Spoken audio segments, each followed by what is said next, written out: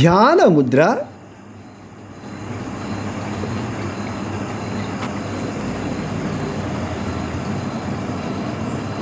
Count your breathing.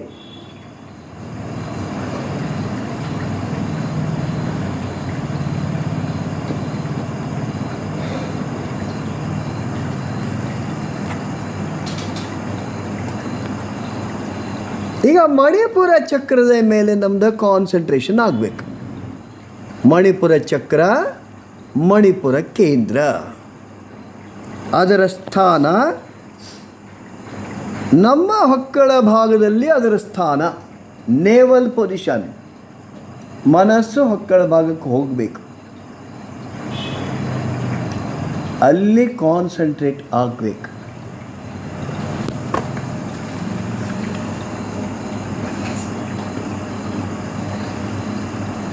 ಇದು ಮಣಿಪುರ ಕೇಂದ್ರ, ಮಣಿಪುರ ಚಕ್ರ.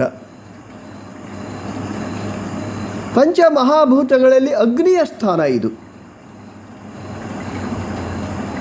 ಪಂಚ ಪ್ರಾಣಗಳಲ್ಲಿ ಸಮಾನದ ಸ್ಥಾನ ಇದು. ಪಂಚಕೋಶಗಳಲ್ಲಿ ಅನ್ನಮಯ ಕೋಶದ ಸ್ಥಾನ ಇದು.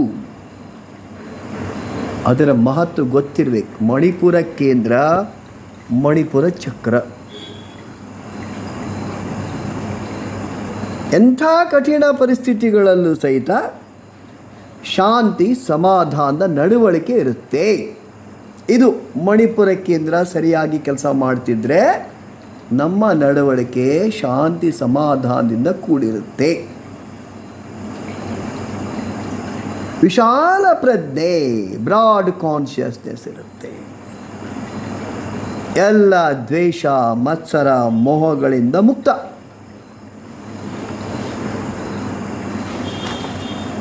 ಯಾವುದೂ ಸಮಸ್ಯೆ ಇರಲ್ಲ, ಅದು ಸರಿಯಾಗಿ ಕೆಲಸ ಮಾಡ್ತಿದ್ರೆ. ಕೆಲವು ಸಲ ಏನಾಗುತ್ತೆ, ಹೊರಗಡೆಯಿಂದ ಕೆಲವು ಜನ ಬಂದು ನಮ್ಮ ಜೊತೆಗೆ ಜಗಳ ಮಾಡ್ತಿರ್ಬೋದು, ವಾದ ಮಾಡ್ತಿರ್ಬೋದು.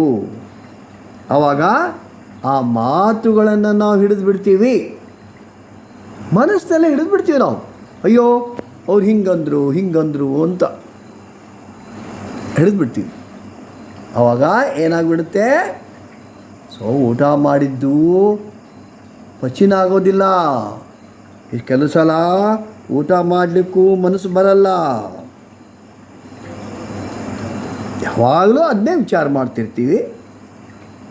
ಇದರಲ್ಲಿ ಏನಾಗ್ಬಿಡುತ್ತೆ, ಹೊಟ್ಟೆ ನೋವು ಬರ್ಬೋದು, ಸಿಹಿಮೂತ್ರ ರೋಗ, ಪ್ಯಾಂಕ್ರಿಯಾಸ್ ಮೇಲೆ ಪರಿಣಾಮ ಬೀರ್ಬೋದು. ಯಾವಾಗ ಒಂದ್ಸಲ ಅದ್ರ ಪ್ರಶ್ನೆ ಇಲ್ಲ, ಪುನಃ ಇದೇ ಥರ ನಡೀತಿದ್ರೆ, ಯಾರೋ ಬಂದು ಜಗಾಡಿದ್ರು ಮಾಡಿದರು, ಆ ವಿಷಯವನ್ನು ನಾವು ನುಂಗ್ಲಿಕ್ಕೆ ಪ್ರಯತ್ನ ಮಾಡಿದ್ವಿ, ಹೊಟ್ಟೆಯೊಳಗೆ ಇಟ್ಕೊಳ್ಳಿಕ್ಕೆ ಪ್ರಯತ್ನ ಮಾಡಿದ್ವಿ ಅಂದರೆ ತಿಂದದ್ದು ಸಹಿತ ಪಚನ ಆಗಲ್ಲ. ಕಾರಣ ಮಣಿಪುರ ಕೇಂದ್ರ ಬಂದಾಗಿದೆ ಅಂತ ಅರ್ಥ. ಯಾಕದು ಸರಿ ಆಗಲ್ಲ, ಪಚನ ಆಗಲ್ಲ, ತಿನ್ನಕ್ಕೆ ಮನಸ್ಸು ಬರಲ್ಲ ಅಂದರೆ ಮಣಿಪುರ ಕೇಂದ್ರ ಬಂದಾಗಿದೆ ಅಂತ ಅರ್ಥ.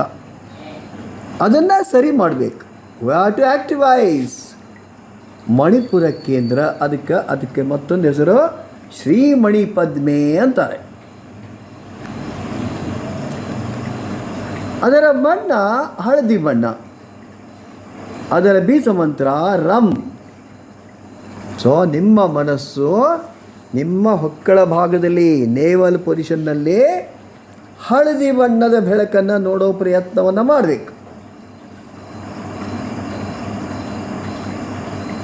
Yellow colour light.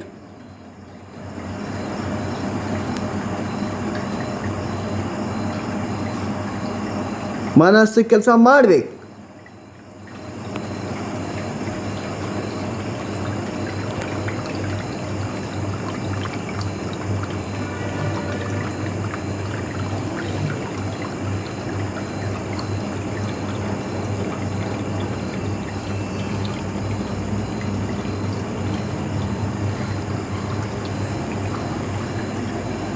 ಮನಸ್ಸು ಅಲ್ಲೇ ಕೇಂದ್ರೀಕೃತ ಆಗಿರಬೇಕು. ಅದರ ಬೀಜ ಮಂತ್ರವನ್ನು ಹೇಳಬೇಕು.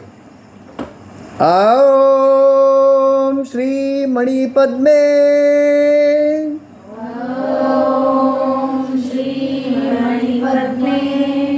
ರಾ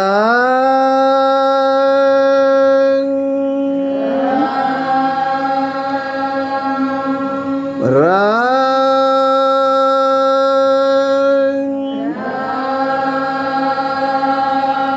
ರಾ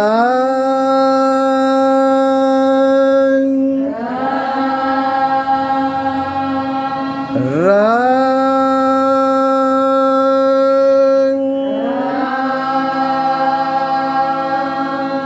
ರಮ್ದ ಮಾನಸಿಕ ಜಪ ಮನಸ್ಸಿನಲ್ಲಿ ಅದು ರಿಪೀಟ್ ಆಗಬೇಕು.